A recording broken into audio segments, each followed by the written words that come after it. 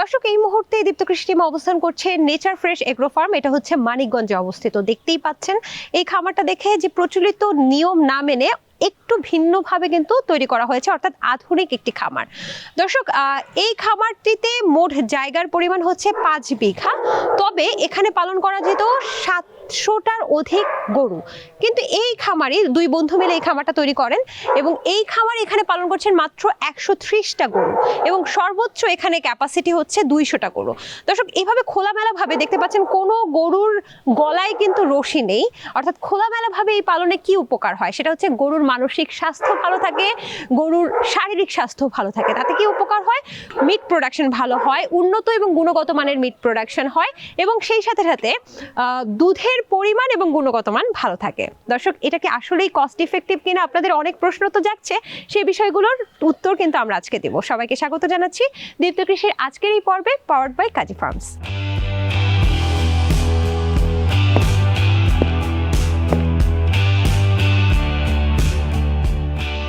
সব স্বপ্ন উত্তরাধিকার হয় না, কিছু স্বপ্ন লড়াই করে বাঁচিয়ে রাখতে হয়।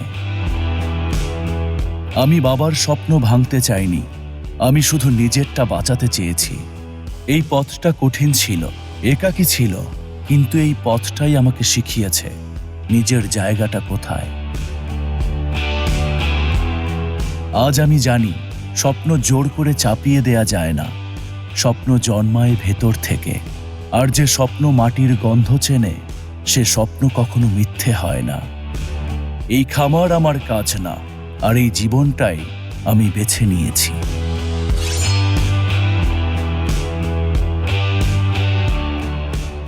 প্রথম যখন গরু পাললাম তো ভালো লাগলো, দুটো পাললাম, পরের বছর 5টা, এর পরের বছর যখন 15টা পাললাম। গরু পালার পর যখন বাজারে তো বিক্রি করতে হবে কিছু গরু, গেলাম তখন মানুষ উল্টোপাল্টা কথা শুরু করলো, অমুকের ছেলে পড়াশোনা করে MBA করে এসে গরু পালে, এটা হলো নাকি? তো এটা যখন বাবা মার কানে গেল, মানে বাবা তো বলে দিল যে হয় এটা করো আর নাহলে ছেড়ে দাও সব কিছু। তো তখন আসলে আর বাসা থেকে কেউই সাপোর্ট দিল না। আসলে তখনকার সিচুয়েশনটা এমন ছিল যে গরু পালাটাকে সবাই দেখলেন্সিভাবে দেখতো। তখন আসলে ওই জায়গায় আমাদের পথটা মানে স্থবির হয়ে গেল। তবে এটার প্রতি ভালোবাসাটা ছিল ছিল ছিল বলেই করোনার সময় যখন কোনো কাজকাম ছিল না, তখনই আমি আসলে পার্সোনালি এটার উপর একটু পড়াশোনা করলাম, প্র্যাকটিক্যাল জানার জন্য বাইরে গেলাম, বাইরে গিয়ে কিছু খামার ভিজিট করলাম, দেখলাম, কিছু সেমিনার অংশগ্রহণ করলাম। তখন মনে হলো না, এই একটা জিনিস বিজনেসের পাশাপাশি মানুষের সেবাও করা যাবে। তো ওই থেকেই আসলে এই স্টাইলে গরু পালাটা ওখান থেকে শিখে এসেছি। বাই দ্যাট টাইম ওই যে আমার যে পার্টনার তাজবির সালিন সোহেল, ওর সাথে যখন শেয়ার করলাম, আমরা দুজনে মিলে তখন চিন্তা করলাম না আমরা একটা খামার করি। এর থেকে আমাদের আসলে 24-এ যাত্রা শুরু। আমরা যখন খামার শুরু করব চিন্তা করেছি, প্ল্যানিংটা আমরা করে ফেলছি। খামারের কাজ যেদিন থেকে আমরা এখানকার কাজ শুরু করেছি ওদিনই আমরা ঘাস লাগিয়ে ফেলেছি। কারণ আমার কাছে বিশ্বাস ছিল যে খামারের করার আগে ঘাস লাগাইতে হবে, গরুকে খাওয়াতে হবে তো, ঠিক না? তো আমরা ঘাসটা করে ফেললাম, এরপর খামারের কাজ শুরু করলাম। খামারটা তো দেখছিনি আমরা, একটু ওপেন শেড বাইরে যেভাবে করে, তো এটাতে গরু আসলে খুব ভালো থাকে। ওকে চয়েস দেওয়া আছে, পাকা থাকবে না মাটি থাকবে, ওর চয়েসে ও থাকতে পারবে। ওকে খাওয়ার চয়েস দেওয়া থাকে, ঠিক আছে? খাওয়া আলাদা, পানি আলাদা। চাচ্ছি কি গরুটাকে এক ফ্রিভাবে যেন আমরা পালতে পারি। সবাই বলে গরু মোটা তাজাকরণ করে, আমি আসলে মোটা তাজা করছি না, আমি একটা ভালো মানে ফার্মিং করছি, পালছি। প্লাস পাশাপাশি দেখতেই পাচ্ছেন আমাদের গাভী আছে, গাভী সেক্টর, তো এটাও শুরু করেছি, 1 বছরও হয়নি এই গাভীটা। তো আমাদের টার্গেট হচ্ছে যে দুধটা যেন মানুষকে পিওর একটা দুধ দিতে পারি এবং আস্তে আস্তে আমরা বাই প্রোডাক্টগুলির দিকে যাব। গরু খামারটা হচ্ছে আমার দৃষ্টিতে it's a combination of science and math. আপনি সায়েন্স এবং ম্যাথটাকে যখন অ্যাপ্লিকেবল করবেন, আপনাকে জানতে হবে একটা গরু কী চাচ্ছে, তার বডি ওয়েট কতটুক, ওই কী পরিমাণে খাওয়া যায়। তো এগুলি যদি আপনি যদি পড়াশোনা না করেন, মানুষের উপর নির্ভর করে তো আপনি করতে পারবেন না। সবচেয়ে আশার ব্যাপার হচ্ছে যে আমাদের দেশে এখন অনেকেই এই ফার্মিং দিকে এসছে, যেটা আমাদেরকে সামনে সমৃদ্ধ একটা মাংসের জাতি হিসেবে আমাদেরকে তৈরি করতে সাহায্য করে। আমরা কিন্তু এখনও অনেকাংশ কিন্তু বিদেশের উপর নির্ভরশীল। তো গভর্নমেন্ট যদি আমাদেরকে প্রপারলি ওরা একটা ডিরেকশন দেয়, আমার কাছে মনে হয় যে 5-7 বছরের মধ্যে আমরাই বা 10 বছরের মধ্যে যদি ব্রিডিং আমরা করতে পারি, আমরাই সম্পূর্ণ হতে পারবো মাংসে। তো হোপফুলি আমার কাছে মনে হচ্ছে যে এই শিল্পটা বাংলাদেশে খুব ভালো করবে যদি এই ট্রেন্ডটা বজায় রাখে, এই ইয়াং এনার্জেটিক এবং ট্রেডিশনাল ভেঙে যারা করবে ওরাই কিন্তু এটাকে এগিয়ে নিয়ে যাবে।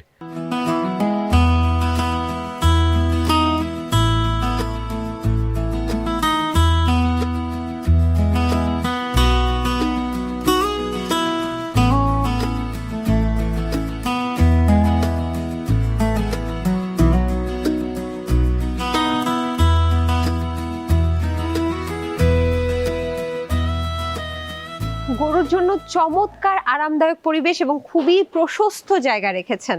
এই যে এত ইনভেস্ট করে এত আধুনিকায়ন করা, এই শেডটা করার পেছনে আসলে কি উপলব্ধিটা কি বা লক্ষ্যটা কি? যে আপনার করোনার সময় যখন একটু পড়াশোনা করলাম তখন তো এটা সম্পর্কে জেনেছি, আর যখন গিয়ে দেখলাম তখন মনে হচ্ছে যে আসলে আমরা যারা দেশে গরু পালছি আমরা তো আসলে গরুকে কষ্ট দিচ্ছি। গরু আসলে মানে বেঁধে পালাটা গরুর কোনো মানে ইয়ে না, জাজমেন্টাল না।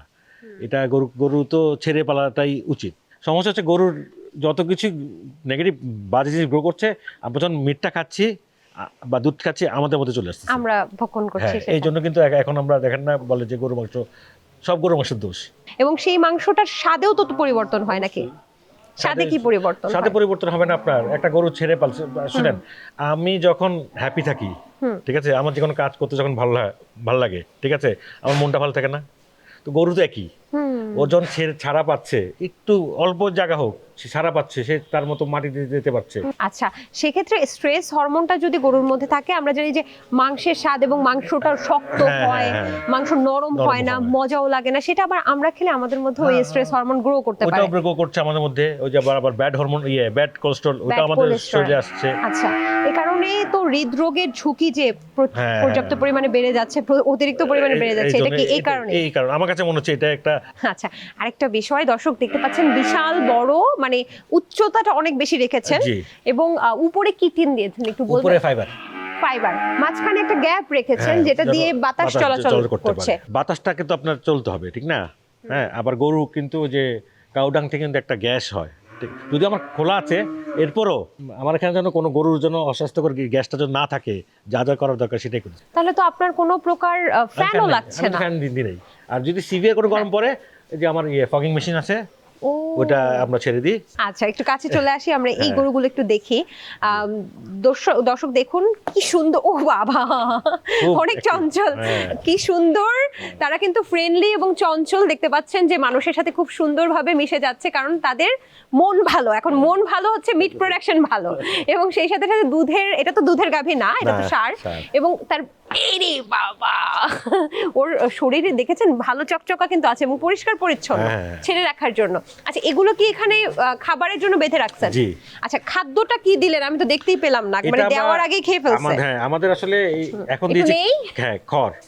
ওরে বাবা, ও তো আমাকে খুব বিরক্ত হচ্ছে, তারপর আমি নেওয়ার চেষ্টা করছি। এখানে দেখতে পাচ্ছি খাবার কি দিছেন? এটা শুধু খড়টাকে আমরা একটু প্রসেস করে দিচ্ছি, শুধু খড়। হ্যাঁ, আচ্ছা, আমাদের কি কি খাওয়াচ্ছেন? আমরা সকালবেলা এখানে তৈরি করা কিছু দানাদার আছে, দানাদার ঘাস মিশিয়ে দিচ্ছি। এখন দিচ্ছি আপনার খড়, দুপুর মানে 1টার দিকে খড় দেওয়া হয়, আবার বিকাল 4টা থেকে আবার মানে 3 বেলা খাওয়া দিচ্ছি আর কি। খড়টা কেন? খড়টা দিচ্ছি আমি আপনাকে বলি, আসলে গরুর তো আমরা ড্রাই ম্যাটার হিসেবে আমরা আছে না খাওয়াটা দিতে হয়। হ্যাঁ, তো বড় গরুর ড্রাই ম্যাটারটা ফুলফিল করা আসলে টাফ। খড়ের কিন্তু খুব বেশি কিছু নেই, কিন্তু ও গরুর ড্রাই ম্যাটারটা ফুলফিল করে। আমার এই গরুটা খুবই পছন্দ হয়েছে। আপনি কি এটা এই 2026-এর কোরবানির জন্য ব্যবহার করছেন? একটু যদি কাছে আসতেন, আমাকে একটু বলবেন যে এই চেতি গরুটার প্রাইস কত? এখন এত টু আর্লি না, অনেক বড় হবে গরুটা। এখন কত আছে? এখন আছে আপনার 500 কেজির মতো আছে। তো এই আস্তে আস্তে আমরা 650 কাছে। তখন এটার প্রাইস কেমন চাবেন বা আনুমানিক? এই 5.5 থেকে 5.5 লাখ টাকা। এখন তো চাইলে কেউ বুকিং দিতে পারবে? হ্যাঁ, পারবে। আচ্ছা, তাহলে বুকিং দিয়ে আপনার এই খামারেই রেখে যাবে, এরকম সুবিধাও তো আছে। আমি শুনেছি আপনার খামারের এই মাংসগুলো আপনারা গ্রাহকের কাছে নিরাপদ মাংস উৎপাদন করছেন। নিরাপদ মাংস উৎপাদন করছেন যে আমি বুঝবো কি করে, আমাকে একটু বলেন তো। এই যে বললাম তো, এইভাবে ফার্মিং করে কিন্তু আমরা যে এখন আমরা কিন্তু যে দুধ বিক্রি করছি তো জানেনই, সাথে আমরা মাংসটাও কিন্তু অলরেডি শুরু করেছি। হোম ডেলিভারি দিচ্ছি। বাহ, চমৎকার। ঠিক আছে, এবং ওখান থেকে তো আমরা ফিডব্যাক পাচ্ছি। আচ্ছা, যারা মাংস নিচ্ছে অনেক প্রশংসা করতেছে, মানে ভালো মাংস দিচ্ছি যে। দারুণ দারুণ। আচ্ছা, এখানে দেখতে পাচ্ছি দুটোই এই কালারগুলো কিন্তু কোরবানির হ্যাঁ, হাটের জি। জন্য বা কোরবানির ক্ষেত্রে হ্যাঁ। খুবই আকর্ষণীয় কালার, যেটা দেখতে পাচ্ছি যে, এবং খাটো শিং, সবচেয়ে বড় কথা শাহিওয়ালের খাটো শিং এবং এরকম লাল কালারগুলো কোরবানির হাটে একেবারে লুফে নেয়ার মতো একটা গরু। তো এটা কি 2026-এর কোরবানির জন্য কিনা? হ্যাঁ, এগুলো একই সমান দেখতে এগুলো সব পাচ্ছি। এগুলো সব আমাদের 26 আমাকে একটু প্রাইস আইডিয়া দিতে পারবেন? এগুলো আমার 4 থেকে 5 এর মধ্যেই। 4 থেকে 5 লক্ষ টাকা। এখানে ওজন কেমন হতে পারে এগুলো আমাদের সব 600 এর উপরে থাকবে। যখন 600 থেকে কোরবানির সময়? 650। এই গরুটা সম্পর্কে একটু কিছু বলেন না। এটা একটা শাহিওয়াল, কিন্তু এটা একটা ক্রস আছে। আচ্ছা, এটা আসলে তিনটা, আমার কাছে মনে হচ্ছে এটা পার্সোনাল আমার, তিনটা জাতের ক্রস। একটু গির আছে, শাহিওয়াল আছে, আবার ফ্রিজিয়ানও আছে। এবং পাগুলো কিন্তু খাটো অনেক, খাটো, হ্যাঁ, খাটো এবং খাটো, মোটা। ওর যে গলকম্বলটা হ্যাঁ, দেখতে পাচ্ছি হ্যাঁ, একদম হ্যাঁ, নিচ পর্যন্ত নিচ পর্যন্ত। ছুঁয়ে গেছে। এই গরুগুলোকে কিন্তু ভালো মানের গরু বলা বলা হয়, আমি হয়। যতটুকু জানি। হুম। এটা কি এবার কোরবানি ঈদের জন্য? কোরবানির জন্য। এটার কি কোনো প্রাইস বা কিছু বলবেন? এই যে এগুলো, এটা কত হবে? এটা কোরবানি আসতে মানে 4, এখনো তো মাংস হয়ে গেছে অনেক। আরো হবে, অনেক হবে। আচ্ছা আচ্ছা, এটা এগুলো আরো 100 কেজির উপর বাড়বে। দারুণ। আর এই পাশের লাইনে একটু এগুলো বড়। যদি রেঞ্জ গুলো বলতেন আমাকে। এগুলো আমার অনেক বড় গরু, এগুলো বড় গরু? এগুলো 700 উপরে যাবে সব। আচ্ছা 800 ভাই, পর্যন্ত। এইটা কিন্তু আমার বেশ ভালো লাগছে, মানে ওরও যে খাবার কোয়ালিটি বা খাবার চাহিদাটা খুব হ্যাঁ। ভালো। একটু যদি বলতেন এইটা এখন কত কেজি আছে এবং কোরবানির সময় এটার কেমন প্রাইস হইতে পারে? এখন এটা আপনার 600 এর একটু উপরে আছে, কোরবানি আস্তে আস্তে আস্তে 700 এর উপর চলে যাবে। হুম, তো এগুলো 5, 5.5 এর মধ্যে হবে, হয়ে যাবে। 5.5। তাহলে বড় গরুও কিন্তু 5, 5.5-এর মধ্যে আপনি নিমিষেই পেয়ে যেতে পারেন। এবং সবচেয়ে বড় কথা হচ্ছে, যেই গরু ভালো পরিবেশ, আরামদায়ক পরিবেশে বড় হয়েছে, সেই গরুর মিট কোয়ালিটিটা একদম রাইট। খুব ভালো পাওয়া যেতে পারে। আচ্ছা, আমি এই যে দেখেন না, যে বড় বড় গরুগুলো, এগুলোকে আমি ছেড়ে পালতেছি, এবং এটা এক একটা বিশাল গরুর চ্যালেঞ্জিং। জন্য কত জায়গা দেখুন, হ্যাঁ, ভালো ভালো লাগছে। জি। এখানে দেখতে পাচ্ছি সাদা কালার কিছু গরু, এইগুলো সম্পর্কে একটু কিছু বলেন না? এগুলো তো ইন্ডিয়ান ব্রিডের গরু, বা সবাই বলে, মানে সবাই বলে উলবাড়ি, শিববি, সবাই বলে। তো আচ্ছা, আমি ওইটাই বলতে হচ্ছে। আপনি কালেকশন করছেন কোথা থেকে? আমি আসলে বিভিন্ন জায়গা থেকে কালেকশন করি, আচ্ছা, যখন যে সোর্সিং পাই ওখান থেকে করি। এগুলোও কিন্তু হাইট বেশি এবং মাংস বেশি, আমি জি, যতটুকু জি, জানি। জি। কেমন মাংস হতে পারে? যেমন এটাকে হাইট অনেক দেখতে পাচ্ছি, এটাও হ্যাঁ, এটা আপনার হাইট এখনই আছে 66, 67 আছে হাইট। এটা এখনো ঈদ আস্তে আস্তে এখন আছে 650 প্লাস আছে। হুম। ঈদ আস্তে আস্তে এগুলো হয়তো 800 কাছাকাছি চলে আসবে। আচ্ছা, একটা ধারণা থাকে যে এগুলোর মাংসটা নাকি শাহিওয়ালের মতো স্বাদ না, এটা কি সত্যি কিনা? জাতের জন্য একটা মাংসের একটা টেক্সচার হয়, ঠিক আছে, একটা মিটের। আর গরুর মাংসের স্বাদ কিন্তু অধিকাংশ নির্ভর করে খাওয়ার উপরে। তাহলে বলছেন যে যেহেতু তাদের খাদ্য চাহিদা এবং খাবারটা ঠিকঠাক ভাবে দেওয়া হচ্ছে, তার মানে এই মাংসের চাহিদাটাও ভালো, মানে অবশ্যই ভালো হবে আপনার, স্বাদটাও ভালো হ্যাঁ হবে। ভালো হবে। এখানে বড় গরুর পাশাপাশি আমি দেখতে পাচ্ছি ছোট গরু রেখেছেন, দেশি গরু। হ্যাঁ, এগুলো সম্পর্কে আমাকে কিছু বলেন না? মাশাআল্লাহ, কি এগুলো সুন্দর। আমাদের কোরবানির জন্য, এগুলো হচ্ছে 2 লাখের মধ্যে আর কি, আশেপাশে যেগুলো হবে কোরবানি আস্তে আস্তে আর কি। আচ্ছা, এগুলো তো দেশি গরু, দেশাল বলে যেটাকে আর কি, দেশাল যেটাকে বলে। দেশি আচ্ছা, ক্রস। কত কেজি হতে পারে? এটা ঈদ আস্তে আস্তে হ্যাঁ, এই তো 5 থেকে 6 মণ। এখানে আমাকে একটা কম দামি গরু দেখান না, এই জায়গায় আছে এই দুইটার মধ্যে কোনোটা? ওই যে দুইটা, ওই দুইটা কম দামি, ওটা কেমন প্রাইস হতে পারে? ওগুলি ঈদ আস্তে আস্তে কত আপনার, এই যে এই তুমি এত ফ্রেন্ডলি কেন? ও তো আমার হাতে খেয়ে 1 লাখ ফেলতেছে। 60, 1 লাখ 1.5 লাখ।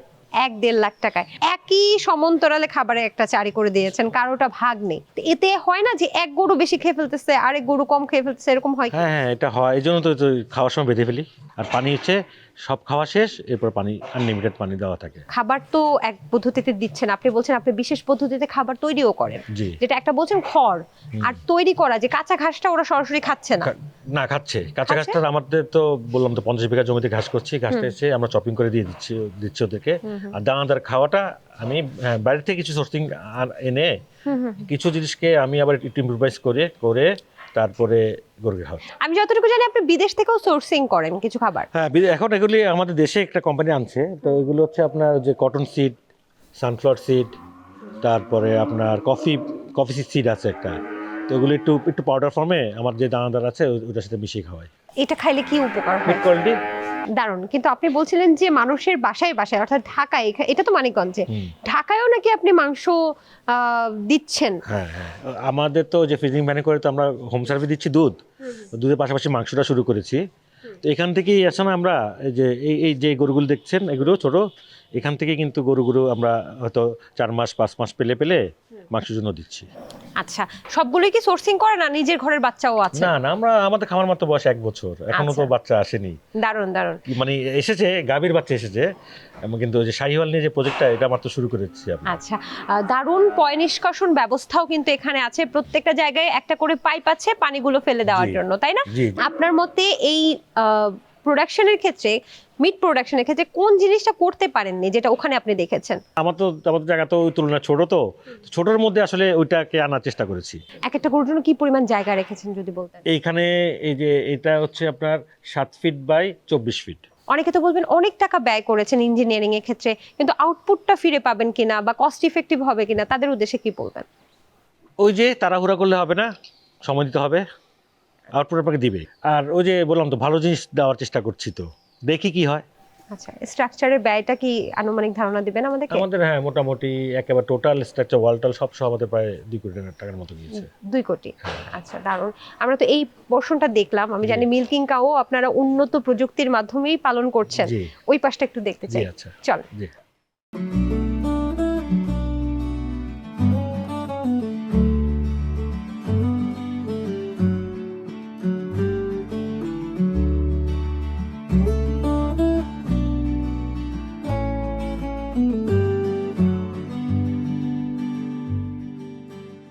এত বড় প্রশস্ত খামার আমি খুব কম দেখেছি, অনেক খামারে ভিজিট করেছি কিন্তু এত প্রশস্ত খামার একটু কম দেখেছি।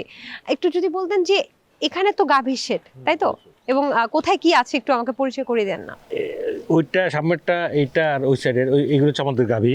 হ্যাঁ, 3টাতে এখন গাভী রেখেছি, আর এগুলো হচ্ছে আমাদের গাভীর বাচ্চাগুলো আপনার ঘরে ঘরের। উৎপাদন? হ্যাঁ, রাইট। আচ্ছা, এটা তো 2000 কত সালে তৈরি হয়েছে খামারটা?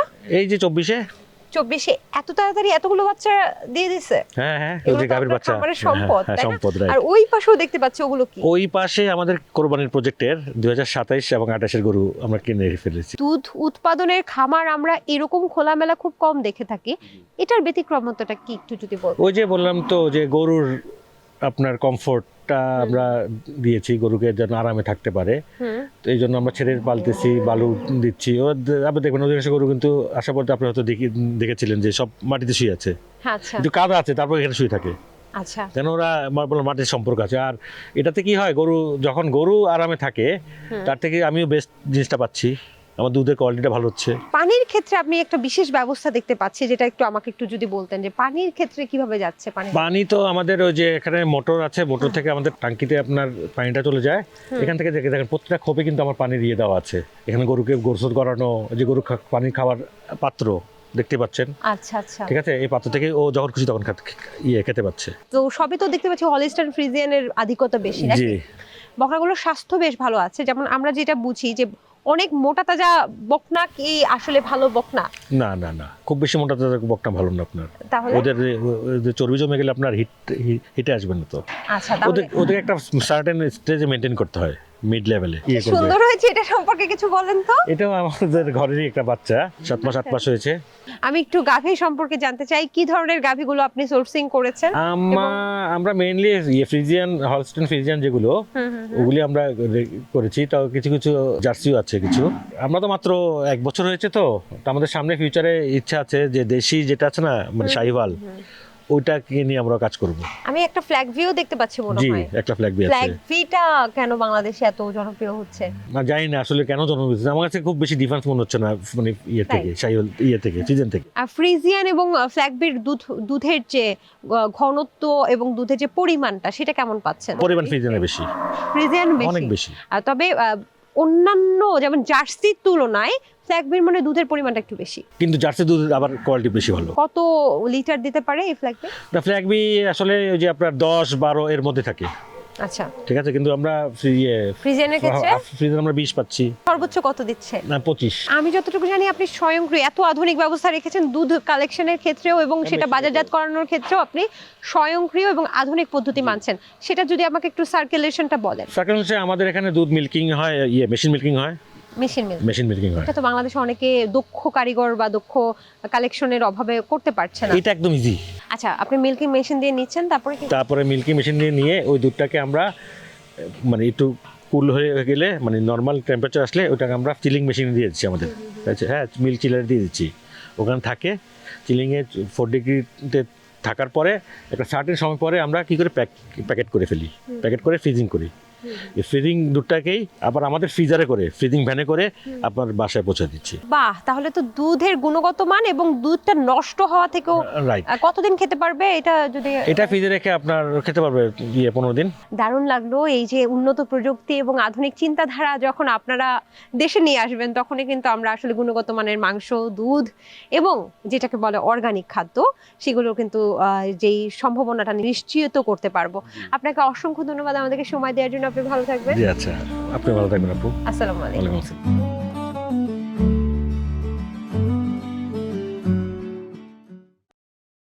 কৃষি বিষয়ে যে কোনো তথ্য জানতে ও জানাতে লিখতে পারেন এই ঠিকানায়। দীপ্ত কৃষি, প্লট 7/A/গ, তেজগাঁও শিল্প এলাকা, ঢাকা 1208।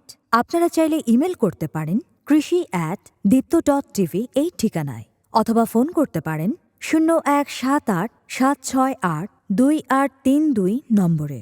শুক্রবার ছাড়া প্রতিদিন সকাল 9টা থেকে বিকেল 5টা পর্যন্ত। একটা কথা প্রচলিত আছে যে গ্রামে লালিত পালিত গরুগুলোর সেগুলোর কিন্তু মাংসের গুণগত মান এবং দুধের গুণগত মান খুবই ভালো। এ কারণে এটার একটাই কারণ, সেটা হচ্ছে গ্রামের গরুগুলো কিন্তু চারণভূমি পর্যাপ্ত পায় এবং ওখানকার প্রাকৃতিক পরিবেশে বড় হয়। এ কারণে এটা বলা হয় যে গ্রামের গরুর মাংস হচ্ছে অর্গানিক। কিন্তু বর্তমানে আসার কথা এই যে উন্নত বিশ্বের সাথে তাল মিলিয়ে বাংলাদেশেও এখন শুরু হচ্ছে এই যে চারণভূমিতে খোলামেলা পরিবেশে গরুর জন্য আরামদায়ক পরিবেশে গরু লালন পালন করা। এই ক্ষেত্রে যে উপকারটা পাচ্ছি সেটা হচ্ছে আমরা গ্রামের যে গরু বা দেশাল গরুর স্বাদটা কিন্তু ফার্মিং কাউয়ের মধ্যে পাচ্ছি, সেটা সত্যিই প্রশংসনীয়। দর্শক, আজকের মতো আমি সমৃদ্ধি বিদায় নিচ্ছি দীপ্ত কৃষির পর্ব থেকে, পাওয়ার্ড বাই কাজী ফার্মস।